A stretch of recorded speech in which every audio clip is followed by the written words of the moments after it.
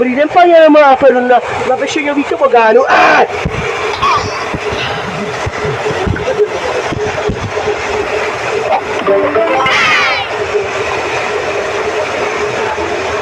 Jo, už to být. A už mi ne? Ne, kurva dobrý. Ale, zase to podělí. Nepůjdu zase po podělí. Já radši potřebuji být.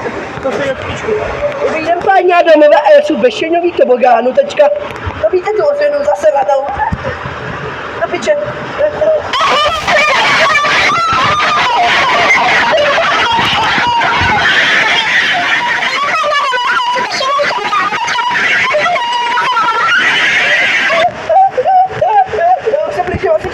Ještě furt ale jedu, víte?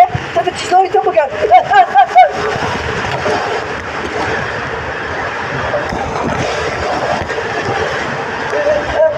Už to ví, už to vidím.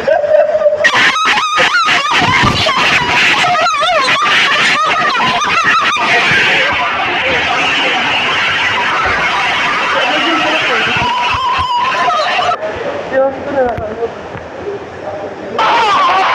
Jo, tak jo.